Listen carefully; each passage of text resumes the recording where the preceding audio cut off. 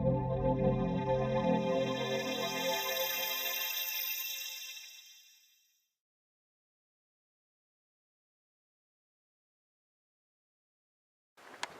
we don't want is their head bang in that corner, so we want space around her.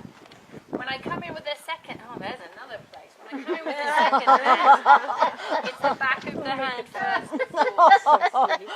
And it's handy because this is the withers, so this is a place where they do mutual grooming. So first impressions outside, and then the next impressions are that I'm saying hi. You know, I'm saying hi and doing that hand grooming. So it's a great way to let her know who I am and that I see her.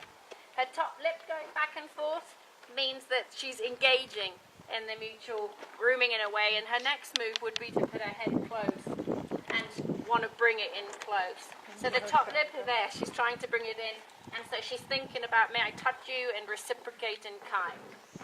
It's a very cute thing to go, may I reciprocate. So we don't even know each other, and she's already saying, this is fabulous, through her gestures, and I'd love to reciprocate. She's just not moved to that level yet. So the ear here, the right ear, pays attention to me, the left one will travel a bit, so that she can look around and know what's going on. And you can often, there she is, she's thinking, can I mutual groom you? And so the Carhartt jacket is a good jacket for that, and that allows me to not be nervous. And so otherwise, if you've got your naked arm, she'll probably wonder, what are you doing? And can you not stay? That was good. So she leans in to say, could you come back? But if I'm going to take my eyes off her, I wanted to retreat for a minute. So the jacket's a great way to feel more confident, because I don't know her style.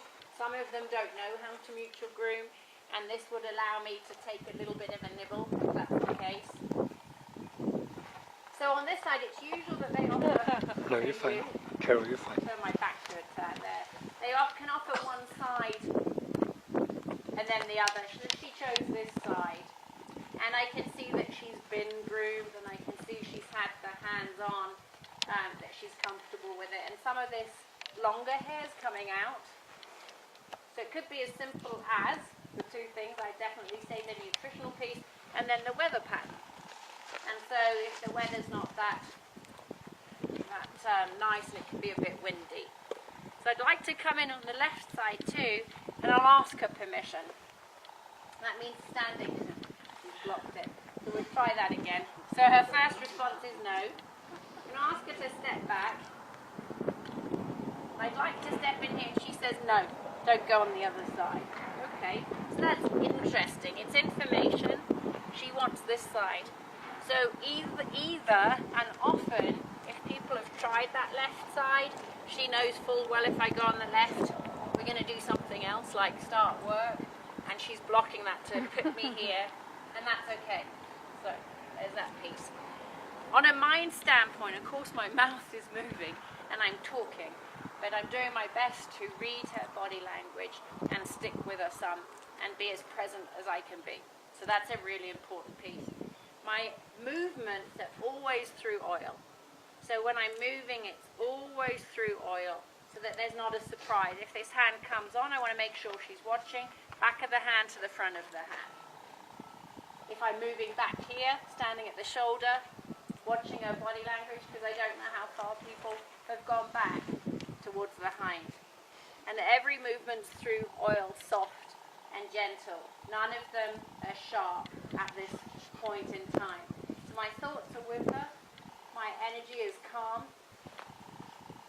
and yet paying attention. My hand can feel if she's tense or not, or enjoying it. And of course I can see her nice and relaxed. That would be our hello. Our initial hello was the eyes. I cannot invite her to me. We've got her at the corner now. And then my next piece was, could you move back so I could actually get in the stool and the run. And then we're engaging this way. That's where we wanted it to be. Well done. I'm going to bring this, if I can, bring that off of her nose and off there.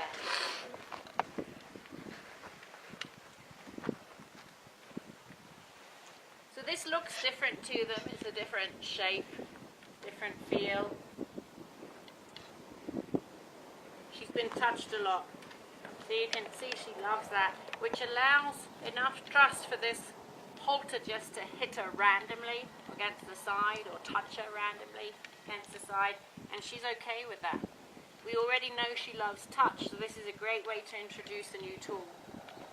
I'm going to ask her if I may go on the other side to bring her head round, say, could I? Now she learns the yielding and the request. Instead of me touching and pushing her nose, it's me saying, I'd like to. Would you allow me to? And I want to know how she feels about the halter near her head, her face, her eye, and she's okay. So it's a little safety piece. Wouldn't mind her touching it. Good job. Touching it. Good job. Touch it again. Every time she touches it, she's getting a reward, which means it leaves. So I'm going passive, dropping my eyes, and she's wanting it back. So now she can touch it and play with it a minute. So she's smelling it, and it's been rubbed on her.